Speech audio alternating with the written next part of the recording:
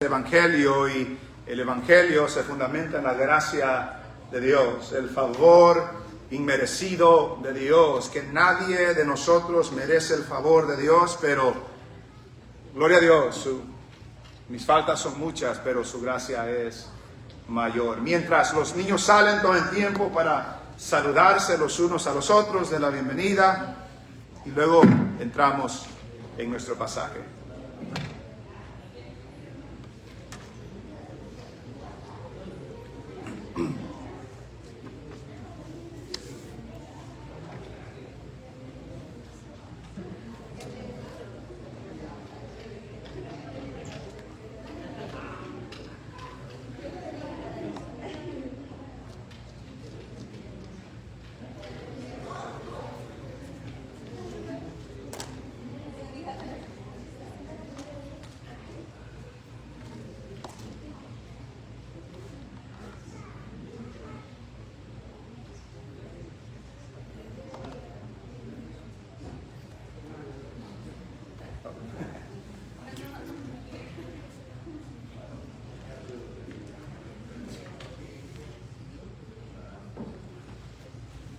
Estamos en 1 Corintios 15.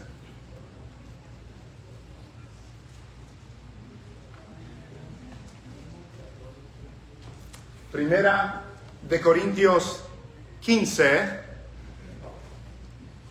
Nos vamos a enfocar hoy desde el versículo 5 hasta el versículo 11, pero vamos a leer ahorita desde el versículo 3. Primera de Corintios, capítulo 15, versículo 3, nos dice: porque primeramente os he enseñado lo que asimismo recibí, que Cristo murió por nuestros pecados, conforme a las Escrituras, y que fue sepultado y que resucitó al tercer día, conforme a las Escrituras, y que apareció a Cefas, y después a los 12. Después apareció a más de 500 hermanos a la vez, de los cuales muchos viven aún y otros ya duermen. Después apareció a Jacobo, después a todos los apóstoles, y al último de todos, como a un abortivo, me apareció a mí. Porque yo soy el más pequeño de los apóstoles, que no soy digno de ser llamado apóstol, porque perseguí a la iglesia de Dios. Pero por la gracia de Dios soy lo que soy. Y su gracia no ha sido en vano para conmigo. Antes he trabajado más que todos ellos, pero no yo, sino la gracia de Dios conmigo. Porque o sea yo o sean ellos, así predicamos y así habéis creído. Amén. Oramos. Padre, gracias por la alabanza, gracias que hemos cantado de tu gracia y ahora hemos leído de tu gracia y escucharemos la exposición de tu palabra. Padre, que tu Espíritu haga la obra que nosotros no podemos hacer. La obra de salvación, la obra de iluminación, la obra de transformación, que tu Espíritu por la palabra lo pueda hacer en este día. Y que tú, Señor, te glorifiques en la exposición de tu palabra. Habla a tu pueblo por medio de tu siervo para la gloria de tu nombre, en el nombre de Jesús. Amén y amén. Pueden sentarse.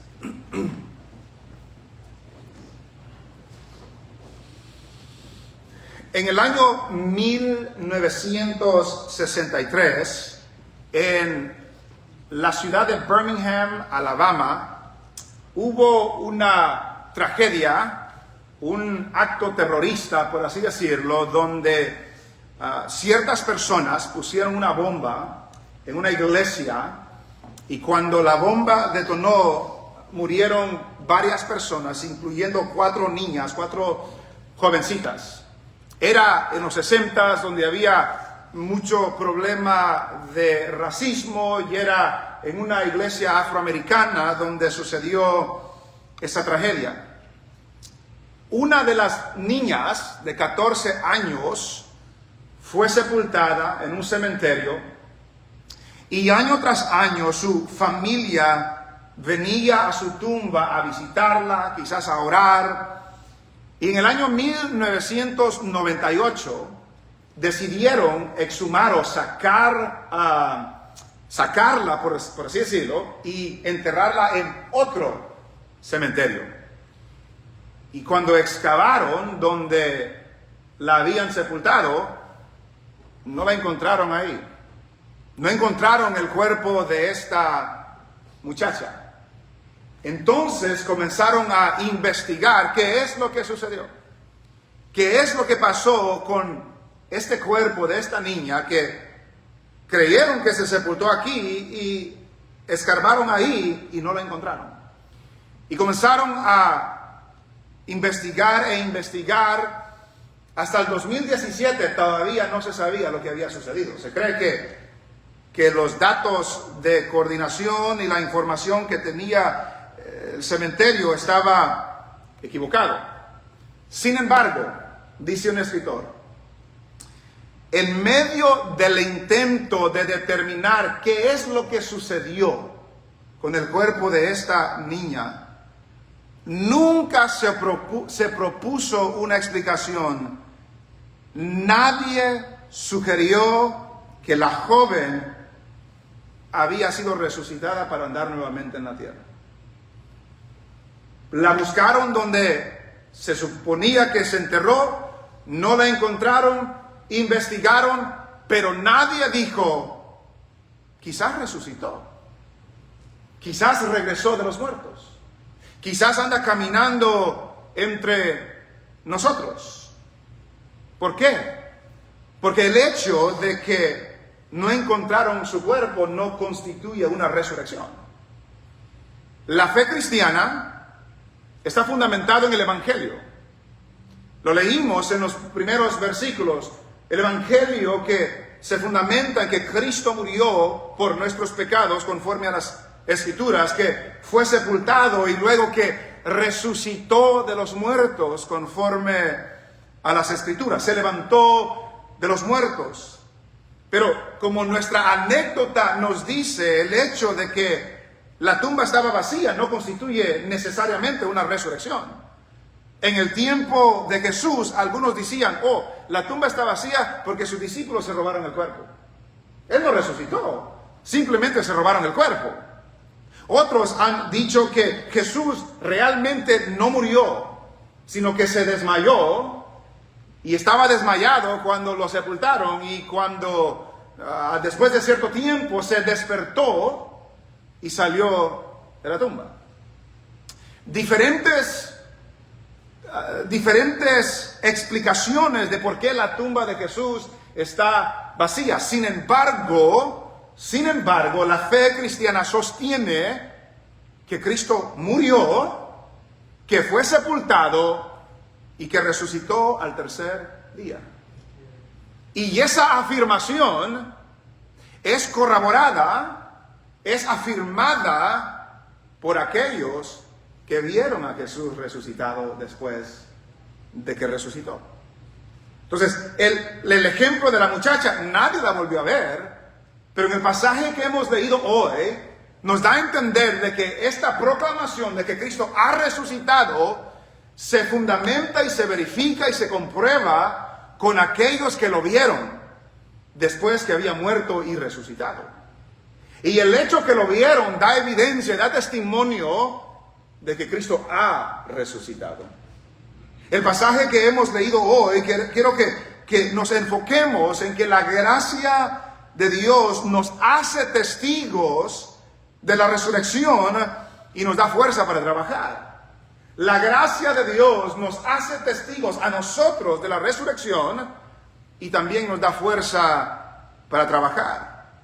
Del versículo 5 al versículo 8 encontramos esta lista de los testigos del Cristo resucitado. Pablo acaba de recordarles a los hermanos de Corinto el evangelio que él les había anunciado a ellos y que ellos habían recibido. Recuerde, Cristo murió por nuestros pecados conforme a las Escrituras, que fue sepultado y que resucitó al tercer día conforme a las Escrituras. Y en el pasaje que hemos leído, Pablo continúa hablándoles del Evangelio. El mensaje no es solamente que Él murió, no es solamente que fue sepultado, no es solamente que Él resucitó, sino que Él resucitó y algunos lo vieron resucitado. Y algunos fueron testigos de que Él se levantó de los muertos. Algunos fueron testigos del Cristo resucitado. Y Pablo en el versículo 5, después de decirnos que Cristo ha resucitado, nos comienza a dar una lista de personas que vieron a Jesús después que Él resucitó. Notamos la lista. Versículo 4 dice que fue sepultado y que resucitó al tercer día conforme a las Escrituras. Versículo 5. Y que apareció a Cefas. ¿Quién es Cefas? Pedro. Entonces Pablo está diciendo, Pedro lo vio, el Jesús resucitado. Después de resucitar, se le apareció a Cefas, se le apareció a Pedro, y luego dice, y después a los 12. ¿Cuáles 12? Los apóstoles específicamente. Los apóstoles. Pero notamos, hermanos, que cuando dice los 12 y cuando Cristo resucitó, ¿cuántos apóstoles habían? 11, porque Judas ya no estaba. Entonces cuando la Biblia usa el refrán los 12, no está hablando literalmente de 12 personas, está hablando del grupo de los apóstoles, colectivamente los 12, aunque solo habían 11 en ese momento. Es como que alguien diga que la iglesia se reunió. Pues la iglesia se reúne y no estamos hablando específicamente de cada persona individualmente, sino que la iglesia se reúne. El congreso se reúne, pero a veces no están todos los que están en el congreso. Está hablando de un grupo específico. Entonces cuando dice a los 12, está hablando del grupo colectivo y no necesariamente individualmente, porque Judas no estaba. Entonces se le aparece a Cefas, después se le aparece a los 12, y luego en el versículo 6 dice, después apareció a más de 500 hermanos a la vez. Entonces, Cristo resucitó, se le apareció a Cefas, a Pedro, se le aparece a los 12, y luego a más de 500 hermanos a la vez. Este detalle es sumamente importante. Este detalle es sumamente importante. ¿Por qué? Porque primero, la Biblia no nos da otra referencia de cuándo se le presentó a 500 hermanos a la vez. Pero es importante por esto, porque algunos dicen, no, estos se imaginaron que vieron a Jesús. Estos creyeron que estaban viendo a Jesús. Tuvieron, ¿cómo se dice en español? Hallucinations, alucinaron, gracias. La ayuda de la iglesia, gracias. Que se la estuvieron imaginando que estaban viendo a Jesús. Sin embargo, cuando dice que se les presentó a 500 personas a la misma vez, da a entender que 500 personas a la misma vez vieron lo mismo. ¿Y cómo pueden, aunque se estuvieran alucinando, si esa es la palabra, cómo pudieran todos mirar lo mismo al mismo tiempo? No es posible. Entonces la evidencia es que no, se le apareció a más de 500 hermanos a la misma vez. Y no solamente dice a la misma vez, sino que sigue leyendo dos más expresiones de esos 500. Más de 500 hermanos a la vez, de los cuales muchos viven aún. ¿Qué significa eso? ¿Qué significa muchos viven aún? Y la siguiente expresión es, y otros ya duermen. De estos 500, unos están vivos y otros ya murieron. Y lo importante de que algunos viven es lo siguiente. Si usted, por ejemplo, está defendiendo algo que le están acusando y hubo otra persona que lo vio, ¿qué dice usted? Pregúntele a aquellos.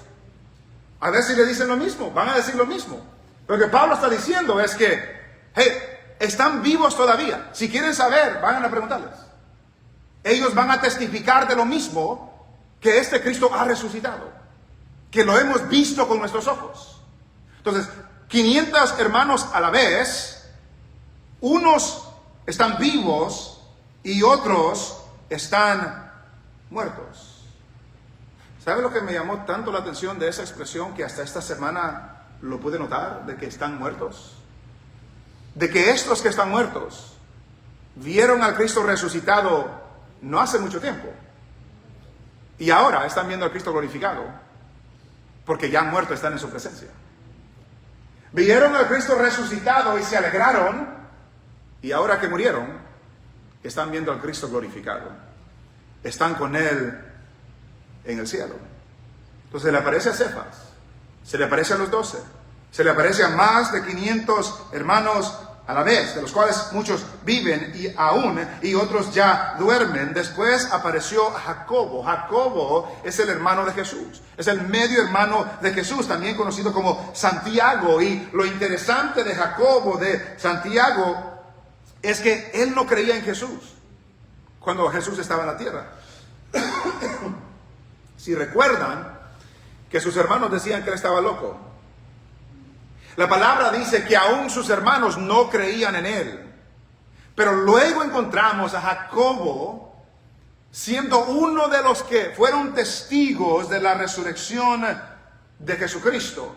Y ahora encontramos a Jacobo en el libro de los Hechos siendo uno de los pilares de la iglesia del Señor. Todo esto que le estoy diciendo vamos a llegar a un punto, no se preocupe.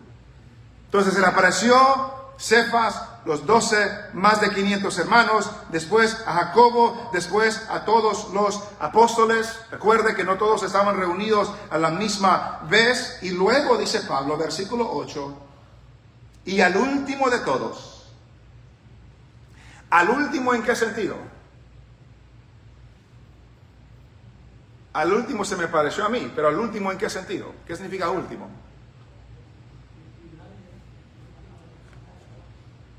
Me da a entender que después que se le apareció a Pablo, ya no se le apareció a nadie más de la misma manera. Si Pablo dice, yo fui el último, ¿qué decimos de aquellos que dicen que vieron a Jesús, como los apóstoles? Pablo dice, yo fui el último. O Pablo está diciendo la verdad, o Pablo está mintiendo. Y si Pablo está diciendo la verdad, inspirado por el Espíritu Santo, todos aquellos que proclaman que vieron a Jesús como estos, no están diciendo la verdad. Hay que tener cuidado con seguir a personas que afirman haber visto a Jesús. Pablo dice, y por último, y al último de todos, y nota la expresión como a un abortivo. Es una expresión fuerte. Al último de todos, como a un abortivo, se me apareció a mí. ¿Por qué dice esa expresión como a un abortivo? Otra versión lo dice de esta manera, como a uno nacido fuera de tiempo. Me apareció a mí, dice Pablo. ¿Qué está diciendo Pablo con eso? Quizás lo que podemos decir, porque es una expresión difícil de traducir y difícil de entender, pero creo que cuando se compara a todo lo demás que ha dicho, la experiencia de Pablo con Jesús fue distinta a los demás. Fue de repente. Fue inusual. ¿En qué sentido? Los otros eran seguidores de Jesús. Pablo no. Pablo era perseguidor de Jesús, lo vamos a ver en unos momentos. Los otros estaban con Jesús mucho tiempo, caminaron con él, vieron sus milagros. Pablo no estuvo con ellos. Los otros vieron a Jesús antes que Jesús ascendiera al cielo. Pablo no. Pablo vio a Jesús después que Jesús ascendió al cielo. Entonces, cuando hablamos de la experiencia de Pablo, fue de repente, fue inusual, fue distinta a los demás. Creo que a eso se está refiriendo Pablo cuando dice, al último de todos, como a un abortivo, de repente, inusual, en una manera distinta, se me apareció a mí. Entonces, notamos la lista de Pablo. Notamos que esta no es una lista exhaustiva. Porque hay en la Biblia otras personas que vieron a Jesús resucitado. La respuesta es sí, si tenían duda. Sí. ¿Quiénes fueron los primeros que vieron a Jesús resucitado? Las mujeres. ¿No se acuerdan los dos que iban hacia Emaús también? Que lo vieron, pero no están en esta lista. Entonces la lista no es exhaustiva, que habla de cada persona que vio a Jesús. Ese no es el punto de Pablo, pero está dando una lista de hombres y supongo mujeres en los 500 que vieron a Jesús resucitado, que fueron testigos de la resurrección de Jesucristo. Y Pablo, ahora que fue testigo de la resurrección de Jesucristo, dedica su tiempo a proclamar a este Cristo resucitado. Porque note lo que dice el libro de los Hechos. Vaya conmigo al libro de los Hechos. Hechos, capítulo 13.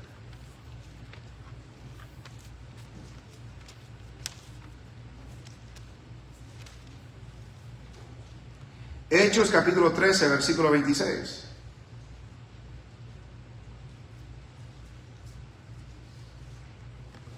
Eso es lo que Pablo anunciaba. Varones hermanos, hijos del linaje de Abraham, y los que entre vosotros teméis a Dios, y a vosotros es enviada la palabra de esta salvación. Porque los habitantes de Jerusalén y sus gobernantes, no conociendo a Jesús, ni las palabras de los profetas que se leen todos los días de reposo, las cumplieron al condenarle. Y sin hallar en él causa digna de muerte, pidieron a Pilato que se le matase. Y habiendo cumplido todas las cosas que de él estaban escritas, quitándolo del madero, lo pusieron en el sepulcro. Mas Dios le levantó de los muertos. Y él se apareció durante muchos días a los que habían subido juntamente con él de Galilea a Jerusalén, los cuales ahora son sus testigos ante el pueblo. Y nosotros también os anunciamos el evangelio de aquella promesa hecha a nuestros padres. Testigos de la resurrección. Pablo dice, se les apareció a ellos y ahora ellos son testigos de la resurrección de Jesucristo, y nosotros les proclamamos el evangelio de esta salvación. Pero ¿qué tiene que ver eso con nosotros? Ellos, hermanos, tuvieron un encuentro con el Cristo resucitado. ¿Estaríamos de acuerdo? Este encuentro que tuvieron con el Cristo resucitado cambió sus vidas. El encuentro que tuvieron con el Cristo resucitado cambió sus vidas. Dos ejemplos. Cuando Jesús murió en la cruz y estaba en la tumba, ¿dónde estaban sus apóstoles? ¿Dónde estaban ellos?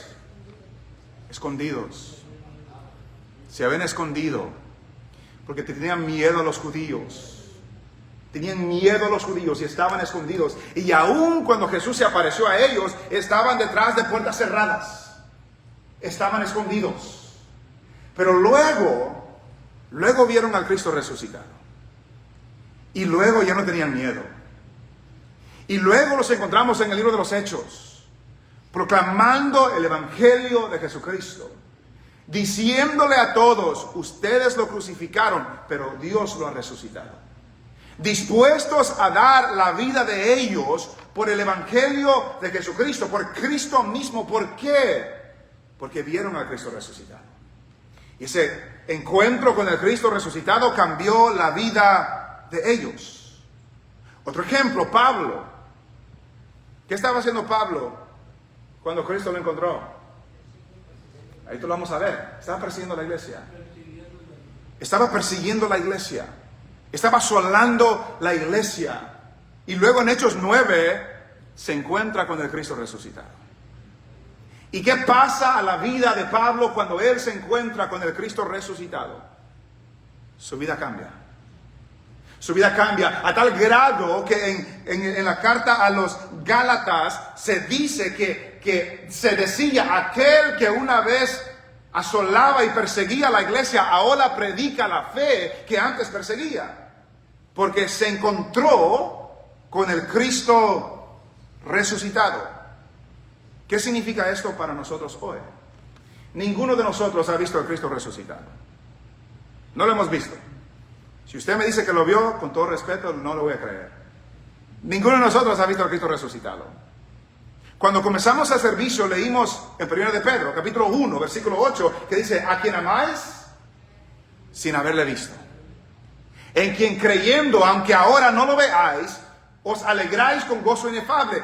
Pedro les dice a los hermanos, ustedes no lo han visto, pero le aman. Ustedes no lo han visto, pero creen en Él y se gozan en Él. Y si nosotros, hermanos, no lo hemos visto, pero si nos hemos encontrado con el Cristo resucitado, tiene que haber un cambio en nuestras vidas. Porque todos los que en la Biblia se encuentran con el Cristo resucitado, sus vidas fueron transformadas. Y la pregunta para usted y para mí en esta mañana es, ¿se ha encontrado usted con el Cristo resucitado? ¿Realmente se ha encontrado con el Cristo resucitado? Porque todo aquel que se encuentra con el Cristo resucitado, su vida cambia. Y si su vida no cambia, no se ha encontrado con el Cristo resucitado. El Cristo resucitado produjo en estos hombres que primero tenían miedo, que después no les importaba si les quitaban la vida, porque habían visto al Cristo resucitado. El encuentro con el Cristo resucitado transforma a alguien que era enemigo de Cristo, a alguien que está dispuesto a dar su vida, el apóstol Pablo, por la obra de Cristo. El que en realidad se encuentra con el Cristo resucitado, su vida cambia. Ha cambiado su vida. Ha transformado Dios su corazón. Se ha encontrado realmente con el Cristo resucitado. Porque todo aquel que se encuentra con el Cristo resucitado, no solamente su vida cambia, sino que ahora se vuelve un testigo de la resurrección.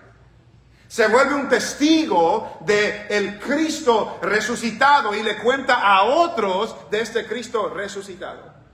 Esta lista que está aquí no solamente está aquí para informarnos, está aquí para afirmarnos la verdad de la palabra de Dios, pero también nos recuerda que todo aquel que se encuentra con Cristo es transformado.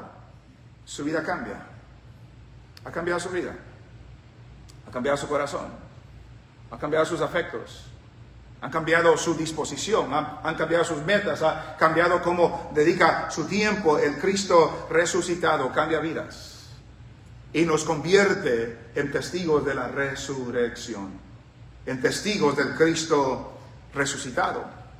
El apóstol Pablo, después de darnos esa lista de los testigos de la resurrección y recordándonos a nosotros que todo aquel que se encuentra con el Cristo resucitado es transformado, en el versículo 9 y en el versículo 10 nos recuerda de la gracia de Dios a los indignos. La gracia de Dios a los indignos, porque Pablo después dice versículo 8, y al último de todos, como a un abortido, me apareció a mí. Y luego dice, porque yo soy el más pequeño de los apóstoles. Pablo se describe a sí mismo, pero sí se describe a sí mismo de una manera humilde. Se describe como el más pequeño de los apóstoles. Reconoce que es un apóstol, pero se ve como el menor de todos. El más pequeño, el menos importante, el más insignificante de los apóstoles, porque yo soy el más pequeño de los apóstoles. Y luego dice que no soy digno de ser llamado apóstol. ¿Qué significa ser digno? Bueno, ser digno es lo opuesto de no merecer. Ser digno es merecer. Es calificar, es ser apto. Y cuando Pablo dice, pero yo no soy digno, yo no merezco, yo no tengo las cualidades, yo no tengo el historial, yo no tengo la preparación, yo no tengo la vida perfecta, yo no soy digno de ser llamado apóstol. Pablo cuando escribe a Timoteo, lo dice en 1 Timoteo 1:15, palabra fiel y digna de ser recibida por todos, que Cristo Jesús vino al mundo a salvar a los pecadores, dice, de los cuales yo soy el primero. Y Pablo sabía su condición. Yo no soy digno de ser llamado apóstol. ¿Por qué no eres digno, Pablo, de ser llamado apóstol? Porque perseguí a la iglesia de Dios. Porque perseguía a la iglesia de Dios. ¿Cómo perseguía Pablo a la iglesia de Dios? Vaya conmigo al libro de Hechos. Vamos a leer el testimonio de él. Hechos 26, capítulo 9. El libro de Hechos, capítulo 26.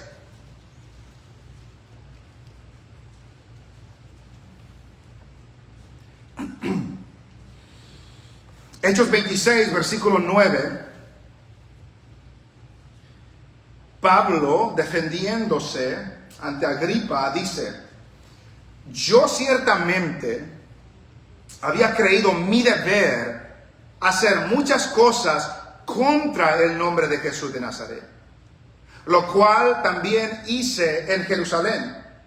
Yo encerré en las cárceles a muchos de los santos, habiendo recibido poderes de los principales sacerdotes, y cuando los mataron, yo di mi voto.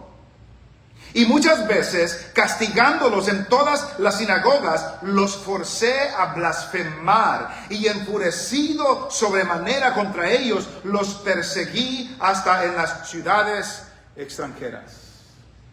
Yo pensaba que mi deber, dice Pablo, era hacer cosas en contra de Jesucristo. ¿Qué hizo? Dice: encerré en cárcel a muchos de los santos.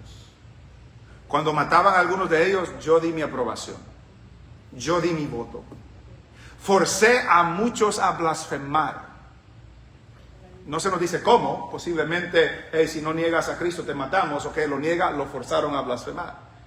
Eso es lo que Pablo estaba haciendo. Y por eso cuando está recordando eso y está diciendo a la iglesia de Corinto: hermanos, yo como último se me apareció a mí que soy el más pequeño de los apóstoles, que no soy digno de ser llamado apóstol. ¿Por qué? Porque yo perseguí a la iglesia de Dios. Yo perseguí a la iglesia del Señor. No soy digno por lo que hice ayer. No soy digno por lo que hice en mi pasado. No, soy digno por lo que hice en contra del nombre de Cristo. No soy digno. ¿Y saben qué? Es verdad. No era digno.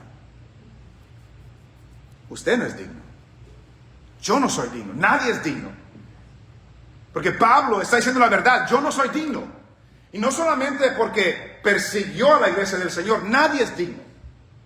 Absolutamente nadie es digno, porque todos somos pecadores. Todos hemos fallado a Dios, todos le hemos fallado a Dios, nos hemos rebelado contra Dios, todos lo hemos hecho. Todos de nosotros no somos dignos del Señor. Pero cuando Pablo sigue diciendo: porque yo soy el más pequeño de los apóstoles, que no soy digno de ser llamado apóstol, porque perseguí a la iglesia de Dios. ¿Y cuál es la primera palabra del versículo 10? No, la primera palabra. No es gracia. La primera palabra del versículo 10. Pero. ¿Qué significa la palabra pero? Está haciendo un contraste. Este fue mi pasado. Esto es lo que hice yo contra Cristo. Perseguí, encarcelé, hice blasfemar, hasta aprobé la muerte de los santos. Pero, ese pero contrasta lo que estaba diciendo con lo que está a punto de decir. Ese fue mi pasado. Eso es lo que me ha hecho indigno, pero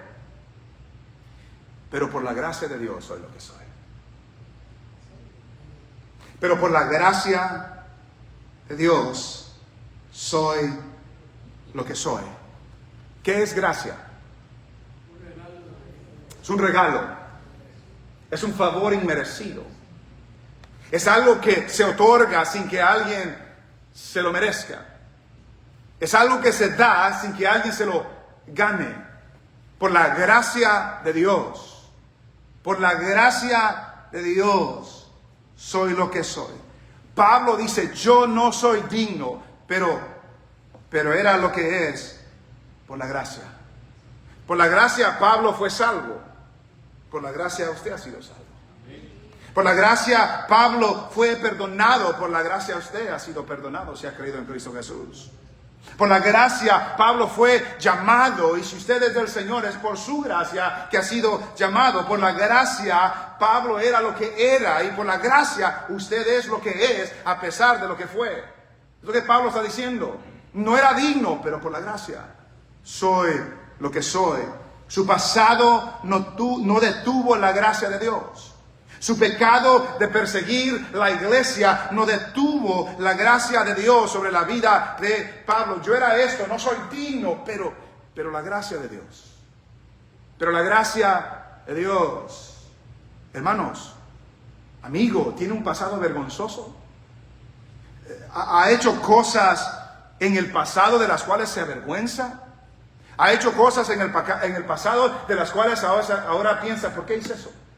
Fue una tontería, disculpe la palabra, fuera imprudencia, fuera una insensatez, fue muchas cosas. ¿Por qué hice eso? Ha pecado de tal forma que no piensa que Dios lo puede perdonar, que Dios lo puede restaurar, que Dios lo puede salvar. Ha pecado de tal forma.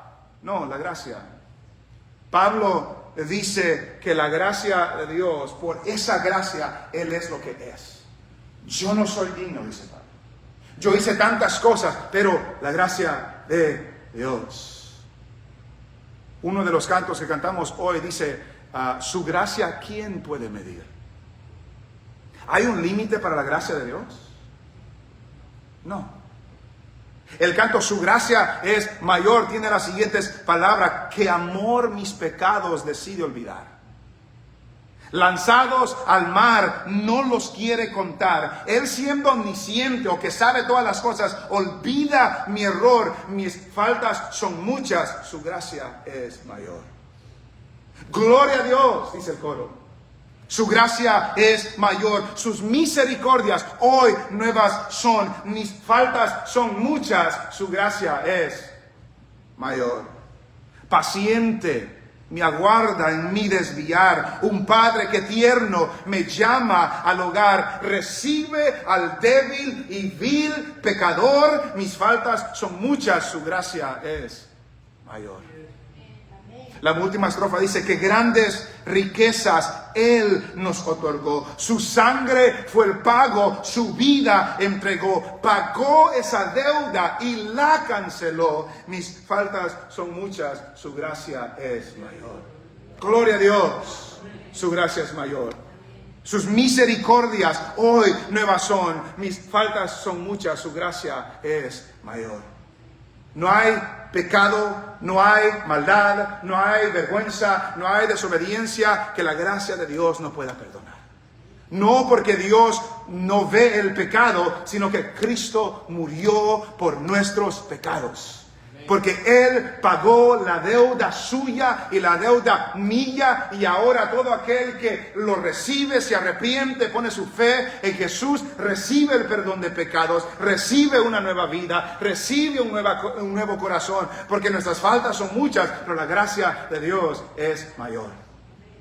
Yo no soy digno, dice Pablo. Perseguí la iglesia del Señor, perseguí a Cristo mismo, porque es lo que Cristo le hizo. Pablo, ¿por qué me persigues? A mí. Pero la gracia de Dios lo alcanzó. Y si usted es del Señor, es porque usted fue un débil y vil pecador. Y Cristo perdonó su deuda.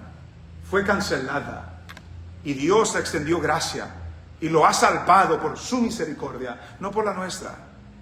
Y por lo tanto, hermanos, amigos, no se mortifique por lo que hizo ayer, en el sentido de que no hay esperanza. Siempre hay esperanza. En Cristo hay esperanza. Él es el que tomó nuestro castigo en la cruz, y todo aquel que se arrepiente y pone su fe en Él, recibe el perdón de pecados y recibe la vida eterna. Ese es el Evangelio. Esa es la gracia de Dios.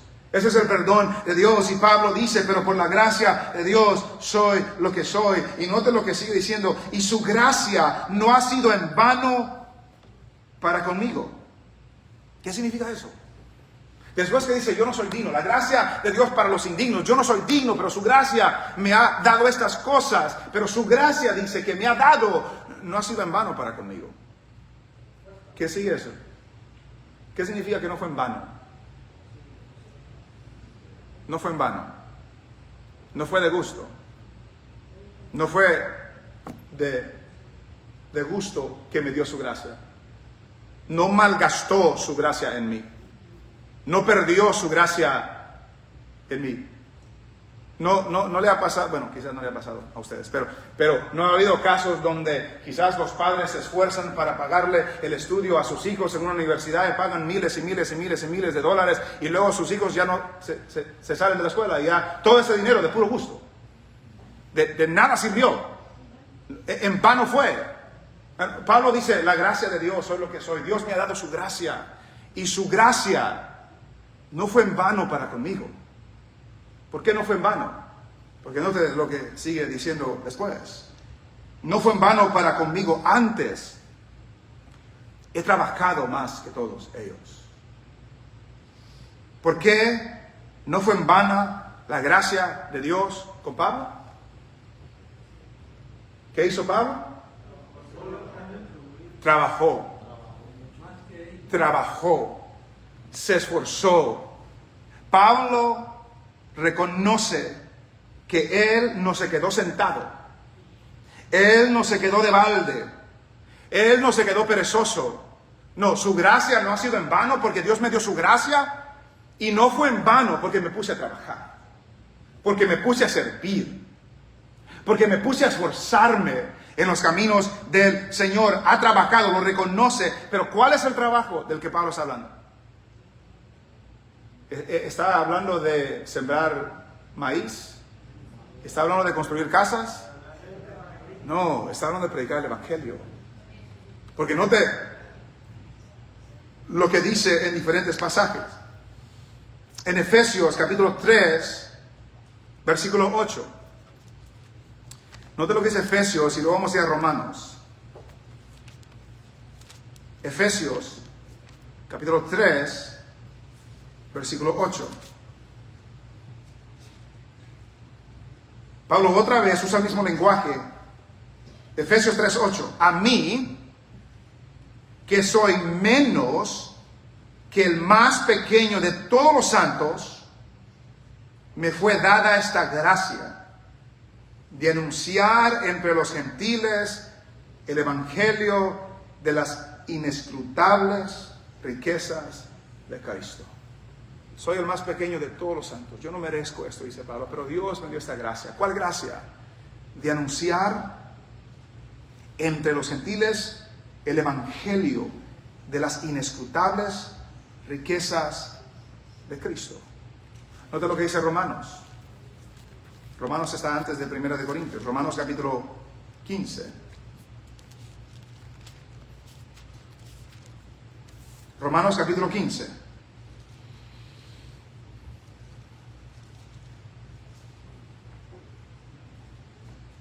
Romanos capítulo 15, versículo 18.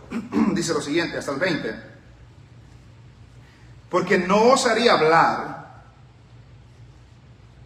sino de lo que Cristo ha hecho por medio de mí para la obediencia de los gentiles, con la palabra y con las obras. Versículo 19, con potencia de señales y prodigios en el poder del Espíritu de Dios. Y note la siguiente expresión. De manera que desde Jerusalén y por los alrededores hasta Ilírico, todo lo he llenado del Evangelio de Cristo. Y de esta manera me esforcé a predicar el Evangelio, no donde Cristo ya hubiese sido nombrado, para no edificar sobre fundamento ajeno. ¿Cuál fue el trabajo? ¿En qué se esmeró Pablo? Predicar el Evangelio. Es ser testigo de Cristo. Es ser testigo de la resurrección. Entonces Pablo dice, yo perseguí la iglesia. No soy digno de ser santo, no soy digno de ser apóstol, pero por la gracia de Dios soy lo que soy. Y su gracia no fue en vano para conmigo, porque yo he trabajado más que ellos, quizás los apóstoles, no sé de quién específicamente, pero quizás los apóstoles, pero he trabajado más que ellos. La gracia de Dios no fue en vano en su vida porque trabajó. No se quedó sentado, no se quedó de balde, no fue perezoso, sino que trabajó. Uno de los cantos que cantábamos hoy, el coro dice, fue tu gracia la que me renovó, fue tu gracia la que me restauró, fue tu gracia la que me llevó de la muerte a vivir para tu gloria, oh Señor. Entonces la gracia nos restaura, la gracia nos renueva, la gracia nos da vida, pero la gracia que se nos es dada es para trabajar, es para servir, es para esforzarse. Y Pablo dice, pero por la gracia de Dios soy lo que soy, mas su gracia no ha sido en vano para conmigo, antes he trabajado más que todos ellos. Pablo reconoce que la gracia de Dios lo ha llevado a trabajar más que todos ellos, pero ¿qué termina diciendo en el versículo 11? Perdón, versículo 10. Pero no yo. He trabajado yo más que ellos, pero no yo. Es la gracia de Dios conmigo. Era la gracia que lo salvó, el que lo impulsó a trabajar. La gracia que lo salvó le estaba ayudando a hacer lo que él no puede hacer por su propia fuerza. Era la gracia de Dios que lo motivó, que lo movió para trabajar en la obra del Señor. Era la fuente inagotable, era una dispensa inagotable, dice un escritor, de la gracia de Dios, para la fuerza que necesitaba para trabajar. Entonces, mis estimados hermanos, vemos en ese versículo 10, 9 y 10 de la gracia a los indignos. Si usted piensa que no es digno, tiene razón, no es digno. No se crea más de lo que debe creerse, no es digno. Nadie es digno. Nadie es digno de acercarse a Dios. Nadie es digno de ser hijo de Dios. Nadie es digno de ser un siervo de Dios. Nadie es digno de pertenecer a la familia de Dios. Porque el hombre es un pecador, alejado de Dios, enemigo de Dios, merecedor de la ira de Dios. Nadie es digno. Pero la gracia de Dios, se extiende a aquellos que no son dignos. La gracia de Dios, el favor inmerecido de Dios alcanza a aquellos que no son dignos de pertenecer a la familia de Dios. Y le recuerdo, no hay nada que usted haya hecho que la gracia de Dios no puede perdonar. No hay nada que usted haya hecho que la transformación del poder de la palabra por medio del Espíritu pueda hacer en su vida. Y la gracia de Dios lo puede alcanzar o lo ha alcanzado para la gloria de Dios. Nadie es digno, nadie es merecedor de esta gracia, pero todo aquel que la recibe, todo aquel que recibe el perdón de Dios, todo aquel que se encuentra con el Cristo resucitado para que su vida sea transformada ahora, esa gracia que hemos recibido, esa gracia nos impulsa a trabajar, nos impulsa a servir. Pablo dice, su gracia no ha sido en vano para conmigo. ¿Ha recibido usted la gracia de Dios? Si usted es del Señor, diga que sí. Si no es del Señor, está bien que no diga que sí. Pero ¿ha recibido usted la gracia de Dios? Amén. ¿Ha sido en vano esa gracia de Dios con usted? Y es otra cosa. Pablo dice, por la gracia de Dios soy lo que soy. Dios me alcanzó. No siendo merecedor, no siendo digno, Dios me alcanzó y me dio su gracia. Y no fue en vano que me dio su gracia. Porque he hecho todas estas cosas con el poder de la gracia que Dios me ha dado. Si usted ha recibido gracia, gloria a Dios. ¿Pero ha sido en vano hasta ahorita o no? ¿Ha sido en vano la gracia que Dios le ha dado a usted o no? ¿Se ha trabajado para el Señor? ¿Ha servido al Señor? ¿Se ha esforzado por el Señor? ¿Se ha dedicado al Señor? ¿Ha proclamado el Evangelio a otros? ¿Ha recibido de gracia para dar de gracia? Pablo dice, yo recibí la gracia y no ha sido en vano. Porque he trabajado más que los demás, pero no yo, sino la gracia de Dios conmigo. Mis estimados hermanos, Dios nos alcanza por su gracia.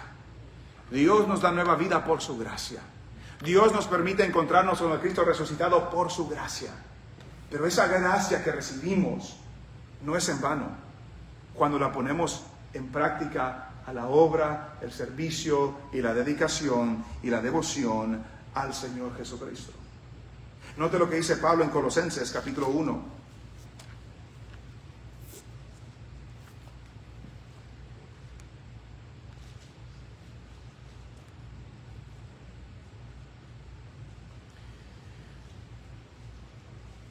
Note Colosenses capítulo 1 y note este lema de Pablo, de la gracia, del anunciar, de trabajar. Colosenses capítulo 1, versículo 28,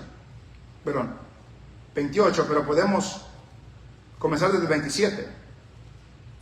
Colosenses 1:27, a quienes Dios quiso dar a conocer las riquezas de la gloria de este misterio entre los gentiles, que es Cristo en nosotros, en vosotros, la esperanza de gloria. Versículo 28. ¿A quién anunciamos? ¿A quién anuncia? A Cristo. ¿A quién anunciamos? Amonestando a todo hombre y enseñando a todo hombre en toda sabiduría, a fin de presentar perfecto en Cristo Jesús a todo hombre. Versículo 29. Para lo cual también trabajo, luchando según la potencia de Él, la cual actúa poderosamente en mí. Anunciar, proclamar, enseñar, lo cual trabajo, dice Pablo. Luchando, esforzándome, esmerándome, según el poder de Él, que actúa poderosamente en mí. ¿Actúa el poder de Dios en usted? ¿Ha sido beneficiosa la gracia de Dios, no para salvarlo, sino para que usted trabaje, para que usted se esfuerce, para que usted dedique el tiempo necesario a las cosas del Señor? Es lo que está diciendo Pablo. Su gracia soy lo que soy. Su gracia no ha sido en vano porque yo he trabajado. Hermanos, que la gracia de Dios en nosotros no sea en vano.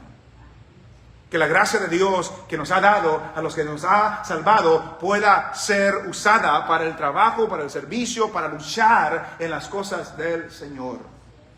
En las cosas del Señor. Muchas personas hablan de la gracia de Dios para sus negocios y para la prosperidad y para ser exitosos en esta vida. Y gloria a Dios por esa gracia. Es gracia de Dios también. Pero no es la gracia y el trabajo y el esfuerzo del que Pablo está hablando. Pablo está hablando del trabajo de proclamar a Cristo a todos aquellos que nos rodean.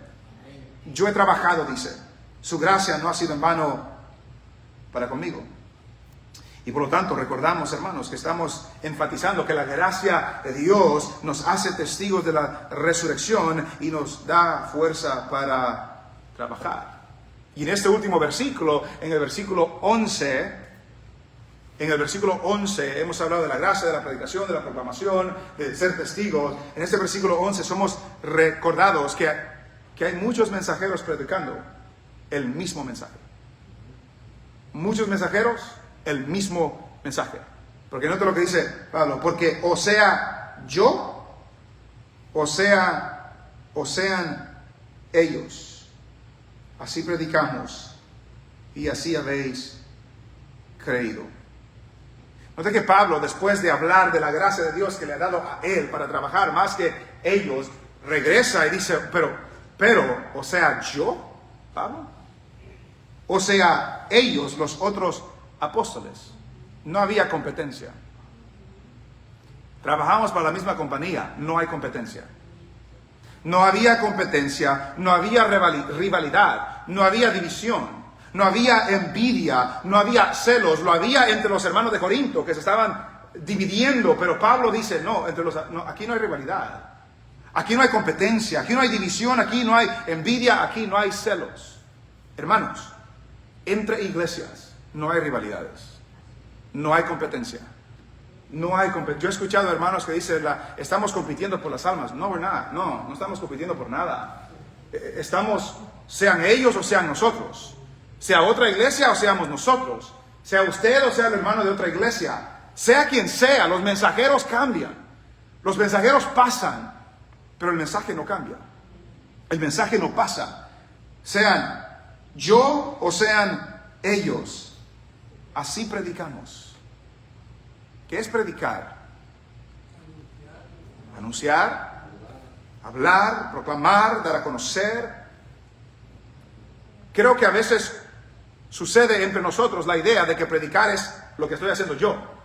Y lo es, pero no se limita a eso. Cada vez que usted proclama, anuncia, enseña, está predicando, está proclamando.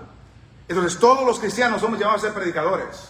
Porque todos estamos llamados a anunciar las buenas nuevas de aquel que nos sacó de las tinieblas a su luz admirable. Usted está llamado a proclamar, a anunciar, a enseñar, a dar a conocer a otros acerca de ese Cristo que ha resucitado. Así predicamos, dice. ¿Qué es lo que predican? El Evangelio. Cristo murió por nosotros. Cristo murió por nuestros pecados. Cristo fue sepultado, Cristo resucitó, Cristo apareció a muchos hermanos y ahora todos son testigos de la resurrección del Cristo resucitado. Y ahora usted no es testigo que vio al Cristo resucitado, pero usted es testigo que se ha encontrado con el Cristo resucitado. Y ese Cristo resucitado ha cambiado su vida. Y quiere que otros se encuentren con este Cristo resucitado para que Él también cambie sus vidas. Y le extienda la gracia del perdón de los pecados y la salvación de sus almas. Así nosotros hemos predicado, dice. ¿Y qué pasa cuando se predica? Porque sea yo o sean ellos, así predicamos. Y así habéis creído. Para creer tiene que haber predicación. Para que alguien tenga fe, tiene que haber proclamación. Pablo dice en Romanos, ¿cómo creerán en aquel a quien no han oído? ¿Y cómo oirán si no hay quien les predique? ¿Y cómo predicarán si no fueren enviados? Pero hemos sido enviados. Y la proclamación de la palabra, el Espíritu usa eso para producir fe en aquellos que están oyendo. Hay un refrán que dice, predica el Evangelio con tu vida y si es necesario usa tus palabras. No sé si lo han escuchado. Eso es mentira. Porque no puede haber salvación aparte de la proclamación de la palabra del Señor. Si no se proclama, mi vida no salva a nadie. El Evangelio de Jesucristo es el que salva. La salvación es solamente por medio de Jesucristo. Que Cristo murió por nuestros pecados, que fue sepultado y que resucitó al tercer día. Ellos oyeron este mensaje, ellos recibieron este mensaje, ellos creyeron a este mensaje y por lo tanto recibieron la salvación de sus almas. Note lo que dice Efesios. Es la última cita de hoy, les prometo. Efesios, capítulo 1, versículo 13.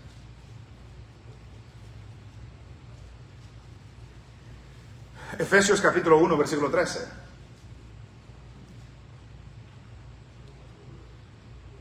En él también vosotros, note la secuencia, habiendo oído la palabra de verdad, el evangelio de vuestra salvación, y habiendo creído en él, fuisteis sellados con el Espíritu Santo de la promesa.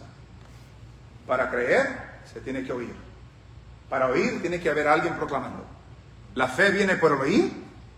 El oír la palabra de Dios. Hermanos, el que no cambia es Dios.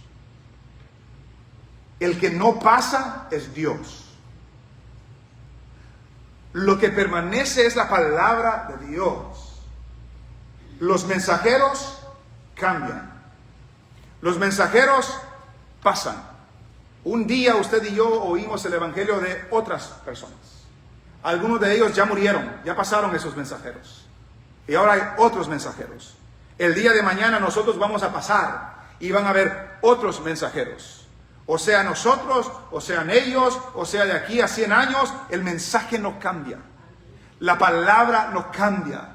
El evangelio de salvación sigue siendo el evangelio de salvación. Y por lo tanto, Dios y su evangelio no cambian. Y por lo tanto, sean ellos, sean nosotros, así predicamos. Y cuando se proclama, el Espíritu produce fe por medio de la palabra para que puedan recibir la gracia de Dios y el perdón de sus pecados. La gracia de Dios nos hace testigos de la resurrección y nos da fuerza para trabajar. ¿Ha recibido la gracia de Dios? Amén. ¿Ha conocido al Cristo resucitado? Amén. ¿Se ha encontrado con aquel que no hemos visto, pero que le amamos y que le creemos? ¿Ha cambiado su vida? ¿Ha cambiado su actitud? ¿Ha cambiado su corazón? ¿Ha cambiado su manera de hablar? Ha cambiado lo que mira, ha cambiado lo que piensa, ha cambiado cómo se viste, ha cambiado sus objetivos y sus metas, porque el que se encuentra con el Cristo resucitado es transformado. El que se encuentra verdaderamente con Él es transformado. Y si ha recibido la gracia de Dios, que todos somos indignos de recibirla, ¿ha sido en vano? o ha trabajado. Y si ha sido en vano hasta hoy, Dios nos recuerda hoy, no nos da su gracia para solamente recibirla. Nos da su gracia para que nosotros recibimos de gracia, damos de gracia. Recibimos de gracia, proclamamos la palabra por gracia. Compartimos con otros por gracia. Porque la gracia de Dios que hemos recibido, que somos inmerecedores de ella, nos impulsa también para hablarles a otros acerca del Señor Jesucristo. Hermanos, todos nosotros, si somos del Señor, todos los que somos del Señor, somos testigos de la resurrección. Somos testigos de la resurrección. O somos buenos testigos o somos malos testigos. Pero todos somos testigos de la resurrección. Y el Señor nos ha dado su gracia para que trabajemos, para que nos esforcemos y para que le sirvamos a Dios con esmero, con alegría y con devoción. Nos ponemos de pie. Oramos.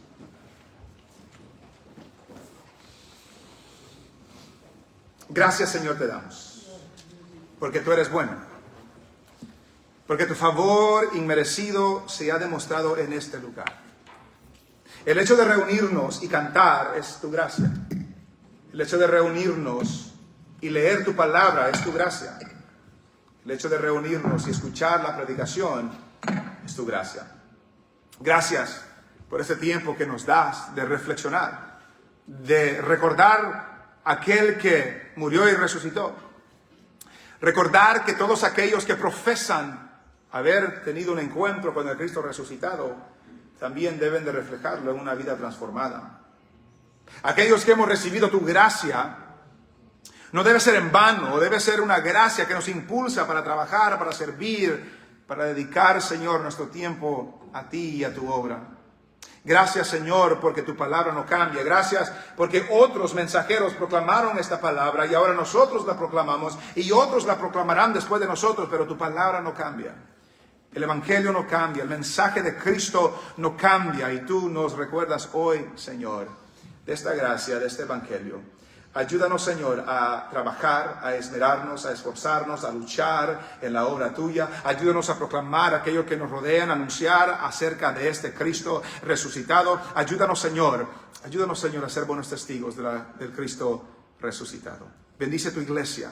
Padre, que lo que hemos escuchado hoy pueda martillar nuestros corazones y aquellos que están entre nosotros que aún no conocen al Cristo resucitado y aún no han recibido esta gracia, que tú tengas misericordia de ellos, les concedas arrepentimiento, les des iluminación y que puedan tener vida de entre los muertos por medio de la fe en Jesucristo. En el nombre de Jesús te lo pedimos, Señor. Amén, Señor. Amén.